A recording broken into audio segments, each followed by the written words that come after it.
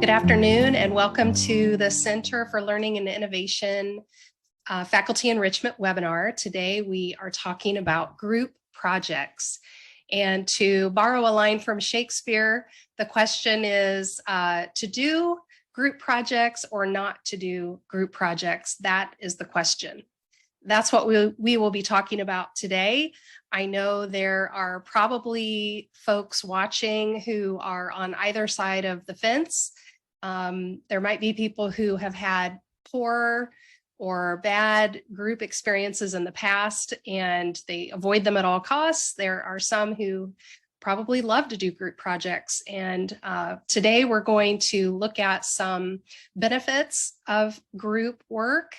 We're going to look at some benefits to students, benefits to instructors, and we're also going to look at some very pragmatic methods for implementing group projects. So the first thing we're going to talk about here is benefit to students. And according to the social learning theory with Vygotsky, there is a link between peer learning and intrinsic motivation. So a lot of times faculty ask, how do I motivate my students? And we have this extrinsic motivation and intrinsic motivation. Well, Vygotsky found that through social learning, it helps students tap into intrinsic motivation. That's not the case for all students, of course, but for most students, they're likely to find motivation when we place them at least with a peer. He also identified this understanding gap, and that says that students can more easily learn complex ideas from other students than from the teachers. Now, I'm not saying we never have teacher to student instruction, because of course, that's a foundation for what we do in higher ed. There's an instructor teaching the students, but we also don't want to only have that type of instruction, teacher to student. We want to work in opportunities for students to meet either with a peer, maybe it's a quick pair share type of activity that you sprinkle throughout your classroom discussion. And other times it's placing students in groups for official group projects. So Vygotsky's theory with the understanding gap just simply says that students benefit from explanations that their peers can give. So they're given by a knowledgeable other. Okay, so someone in the room needs to be knowledgeable in the topic. So possibly after some instruction that you've given, there will be some students who followed along more closely with you and understand it at a higher level than other students. So placing students in pairs or in groups can help one knowledgeable peer explain it in the language that another less knowledgeable peer might be able to understand. And again, I'm not saying that there's no value in teacher to student instruction and learning. There, of course, is value in that, but we can further learning by allowing students to discuss with each other course concepts. That might be through case studies, projects, scenario-based learning, topics and skills where deep learning is needed. So another benefit for students, there's when we place students in group, there's a natural form of differentiation. There are a lot of ways to group students, and there are a lot of debates on this. Do we allow students to choose who they work with in a group? Do we allow them to meet with their friends? Do we make them go into a group where they don't know anyone so that they can meet new people? Do we group students with a purpose? Maybe it's higher achieving students together or lower achieving students together. Maybe it's completely random and you're just having students count off in numbers. But regardless of the method that you choose, there is evidence to show that mixed level groups, so strong students paired with weaker students, the strong students deepen their understanding when they are explaining the ideas to peers, and the peers who don't have as great of an understanding benefit from hearing from their peer. And that goes back to that Vygotsky's knowledge gap. So students can also divide responsibilities so that each student leverages their greatest strengths. And we'll talk about that a little bit later with our pragmatic approach of assigning roles to students. So here at our institution, we talk a lot about ILE. So I wanted to point out that group learning also can support equity in education. There was a 2018 report by the American Institute of Research that found that the benefits of collaborative learning are especially strong for students of color. So that's another reason we should be placing students in groups. In addition to the academic benefits, of course, peers teaching peers and feeling as though they're belonging to a group. Group work also supports social emotional learning. So when students learn in groups, they're developing communication skills, they're learning self-regulation, they're doing some metacognition, how do I play into this group? What do I have to offer? How are people viewing my progress? How is my progress within the group? So the greatest skills for students come from working in a group. And a lot of times these students are communicating with each other through a handheld device, right? There is value in putting them face to face. So benefits for instructors. So of course, we're not doing away with the direct instruction that instructors do with students by lecturing or leading whole class discussions. But working in groups allows you to facilitate and monitor learning. Even if you're just placing students in pairs and you're walking around the room a little bit while they're working on a task for the day, you're able to individually connect with students. You can walk around and assess better their individual learning that they've done so far in the class that day. For example, you can eavesdrop on conversations and listen to what they're saying. If you're placing them in groups for a project and long term, you can learn about them by watching and listening to them engage, listening to their conversations, asking questions of each other.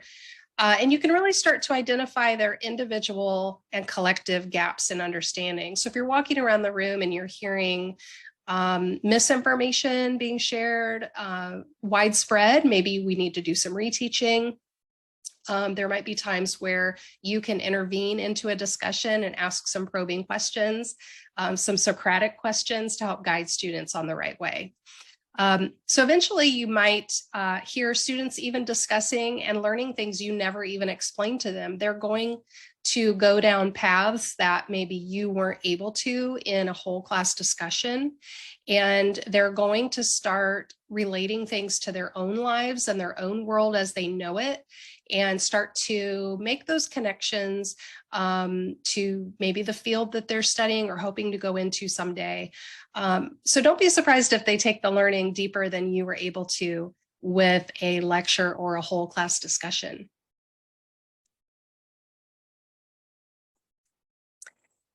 And of course, you've probably seen this before, the group life cycle, this forming, storming, norming, performing, and adjourning or adjourning. Successful groups don't happen overnight. And we know that there are going to be some growing pains, developing pains, and that's okay. So what we're talking about here are when we place a group of students together to work on a group project, and that may take place over the course of a few weeks or over the course of a semester even. It's really important that we help students think about their group going through these phases. It's really critical that they know from us that it's okay that they're going to maybe struggle a little bit as a group for a while until they have established their ground rules. They've gotten to know each other. They learn what each other's strengths and weaknesses are, and they can help work around those. There's going to be probably, if you're not assigning a particular leader, a leader will emerge eventually. There may be some not really conflict, but there may be some wrestling over who is the leader of the group. And that's all very normal. So we need to let students know this is part of growing as a group. So not only are they learning course concepts and putting together a project, they're also learning what it means to be a part of a group and what this life cycle looks like. So share the process with your students and encourage them, empower them to push through and develop through these stages, and allow time in class for groups to get together to make sure they have a moderated space and time to develop as a group. And we'll talk about that a little bit here as we get into the pragmatic side of this discussion.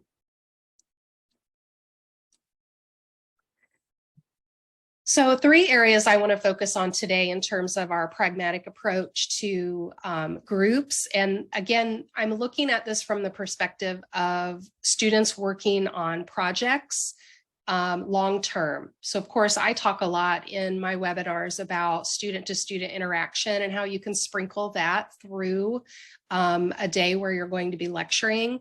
And there are a lot of student engagement techniques that you can sprinkle throughout a 45-minute or 2-hour class meeting. But what I'm talking about here today is specifically students working in groups for a group project. And this is something that you would be grading at the end. So we're going to look at helping students create interdependence. We're going to discuss this concept of, do students work together during class time or outside of class time? And there are some strong opinions on that. If you read blogs written by students, read blogs written by instructors, and there's also probably some research on that as well that we're going to look at here today, and promote individual accountability. So my individual accountability to my group that I'm in. So first, let's talk about interdependence a little bit here. So some ways that you can help establish interdependence with students is making sure that you are using group projects for complex projects. So these are, group projects are always appropriate based on what you're asking students to do. But if it's a more complex project that requires a student to play a variety of roles, gather a variety of resources, produce a number of items, that might be more appropriate as a group project. So think about the complexity of your group projects that you've done in the past. And if there were issues with, one student taking the reins and doing the entire project, it might be because the project wasn't complex enough, or you didn't add enough levels to what you were asking them to do. So think about revisiting some of those group assignments you've done in the past, and maybe beefing up some of the requirements, some of the parts and pieces of what you're asking students to do.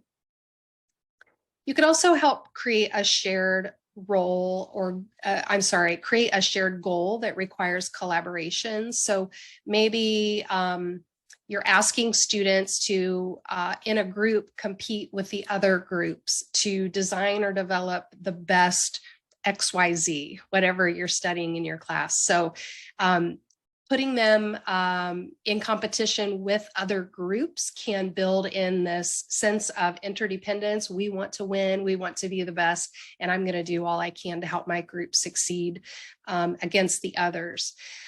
You can also require them each to think about their previous experience, or maybe their major.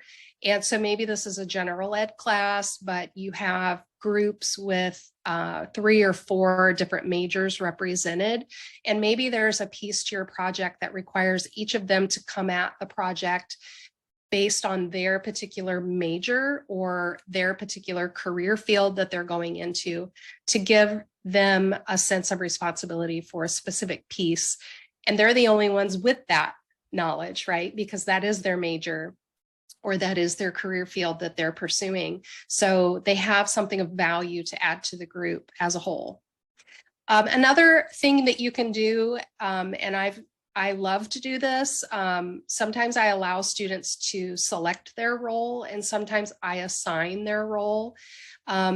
but the goal is that each member would have their own role. This might be facilitator, recorder, reporter, a timekeeper, a person who's responsible for bringing up counter arguments to find holes or gaps in some of the things that are being said or shared.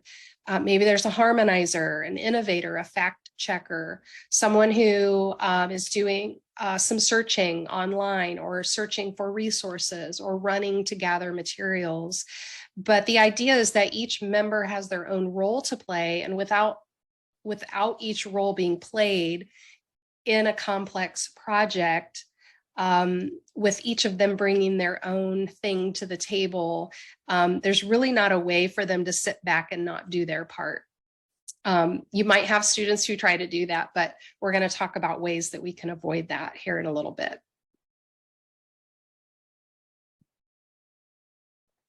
Okay, allow in-class group time. And I'm going to come at this in two ways. The Ebery Center from Carnegie Mellon University, that's where I'm getting a lot of this information today. So they stressed allowing in-class group time so that groups can form and norm, and that you can provide some support and facilitation of group development.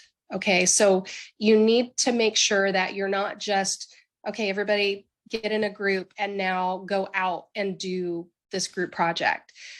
If you really want to do this in a way that helps students succeed in group work, time and attention need to be spent on what it takes to be a productive group. So in class, maybe you give them a small task to start with. Maybe you, it's the day you hand out the group contract, which we'll talk about here in a little bit. And during that time, you're going to emphasize importance of teamwork skills. You're going to start to ask them, what are some negative ideas you have about group work? And just get those out on the table and let students kind of air their concern for working in yet another group where they have to pick up all the slack and do the assignment, right? So just address those right out. Provide structure and help groups plan. So you can give them planning documents that require them to think through, this is that metacognitive part where they're going to think through the process that they will use to get through the project, maybe a timeline, maybe chunking the group project into various parts.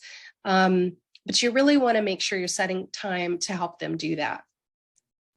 I encourage you too to set check-in deadlines throughout. So I'm sure most of you are doing this. We don't just want to set students out on a group project and then say your group project is due in 3 weeks, and then 3 weeks later, okay, let's see what you did. We want to provide some guidance and mentoring as they're walking through that process. So when you're giving in-class time to allow your students to work together, plan on checking in with each group at least once a week to see how they're doing. That might be through an email that is sent to you. Maybe there's a shared Google Doc where they're adding certain pieces every week. Maybe it's a one-on-one conversation with you, a group with you during class time, just to check in and see how things are going. So you want to keep your finger on the pulse of these groups so that you can identify early some areas that may need to be addressed. I would encourage you to establish ground rules with a contract, and I will provide example group contracts with the recording that I put on our website.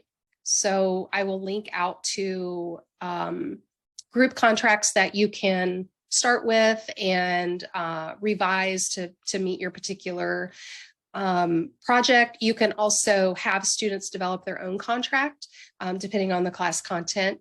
That might be a good learning lesson.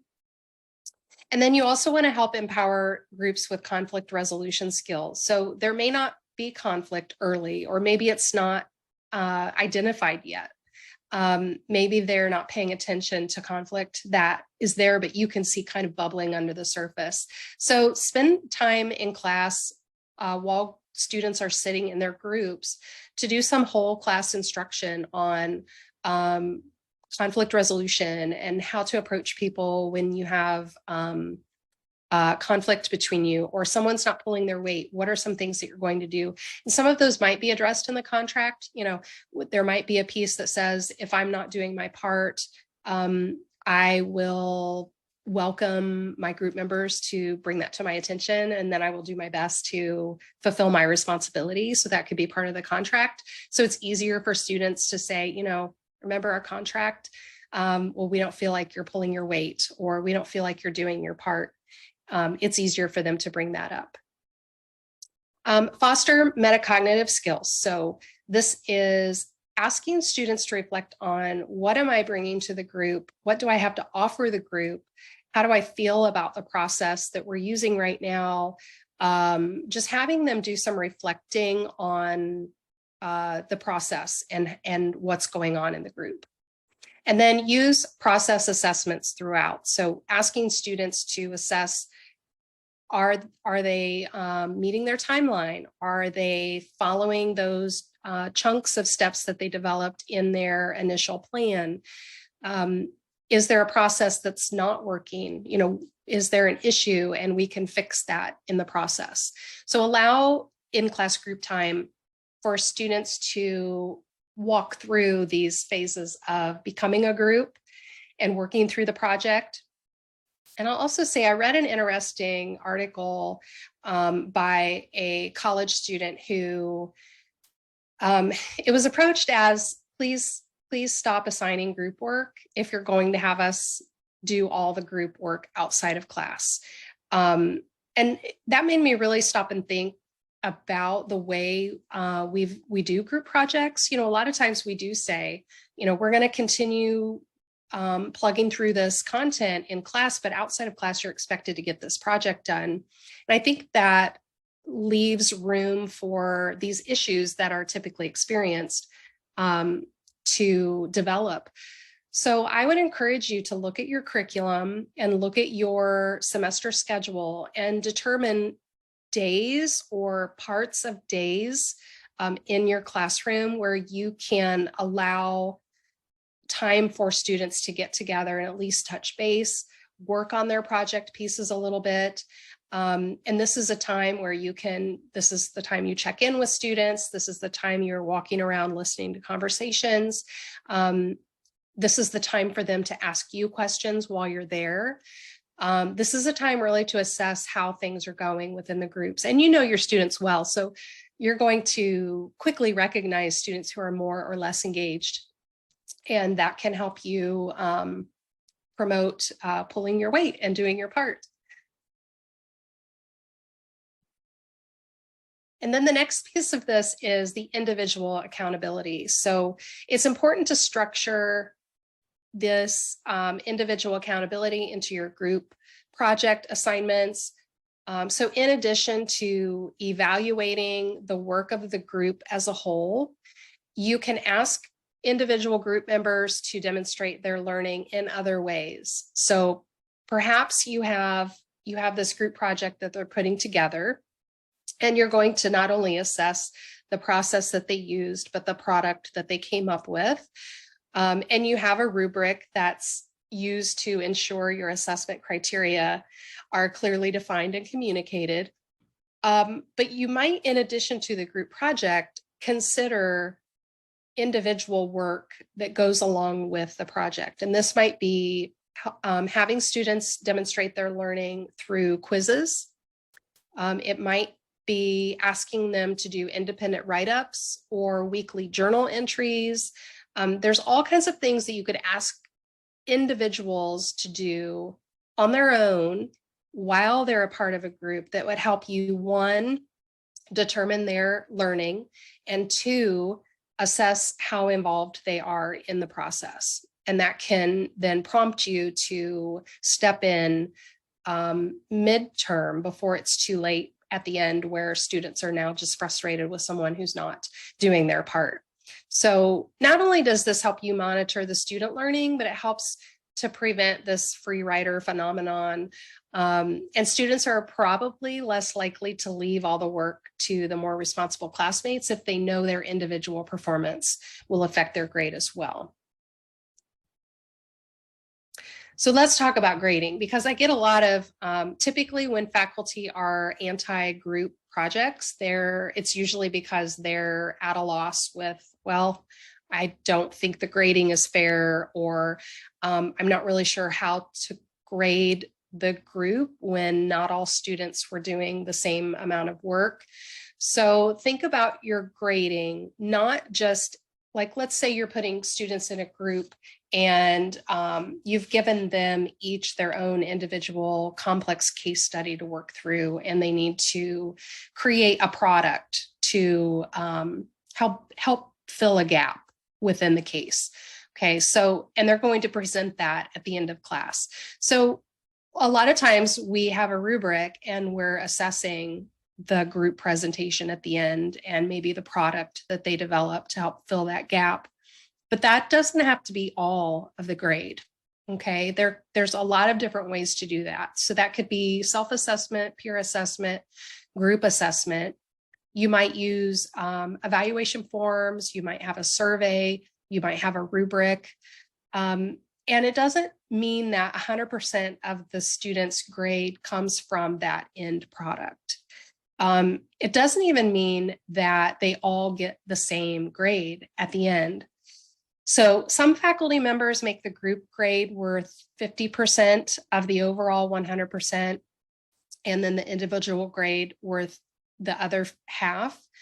Some do a 80-20 split, and there's really no perfect breakdown, but the grading scheme that you select should reflect the goal for the student learning and also seek to motivate the work you want to see from students. So here's an example. One professor, she has students research a famous controversy, and at the end they give an oral presentation, and she assigns a group grade for the presentation. So that's one part of the overall project grade, but she also requires all the team members to write a short individual paper summarizing what they learned from the assignment, what they contributed to the team. And if the individual piece of work of writing demonstrates a poor understanding of the material or a low level of participation in the group, she reserves the right to lower the individual's grade by a full letter grade. And on the other hand, if a particular writing that she receives shows that someone was particularly informed throughout, a thorough understanding of the material, demonstrates an exceptionally high contribution to the team, she reserves the right to raise the individual's grade beyond the group grade by a full letter grade. So just some ways to think about that. It's not everybody gets the same grade at the end. Now, I will couple that with make sure that your students know ahead of time how they will be evaluated, so that that evaluation method that you've selected can serve to motivate them and to know what's expected. So again, maybe you have quizzes throughout. Maybe you base part of their grade on their peer assessments that they're getting and giving for each other. I've had instances before where, I had a group of 5 and 4 of the individuals privately on their peer assessment really had a hard time with one of the group members in particular, saying they didn't do their part.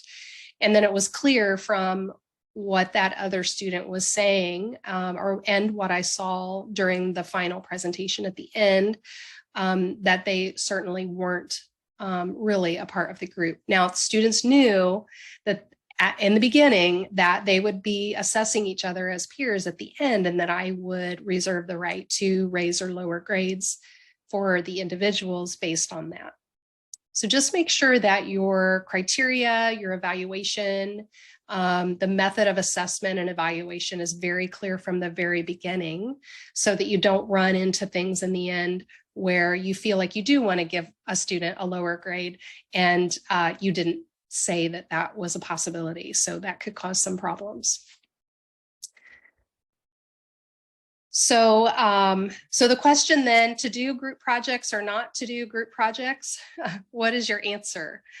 And we're going to have some Q&A here after I stop the recording, but I do want to let you know that as a follow-up for you, I will share with you resources. And one of those resources will be a list of possible roles that you could give students to select from, or that you assign them within their group. I will provide links to samples of group contracts and sample evaluation rubrics in all those areas of assessment that we talked about: individual, peer, and group. As always, if you need assistance with teaching tasks or anything else, visit our website,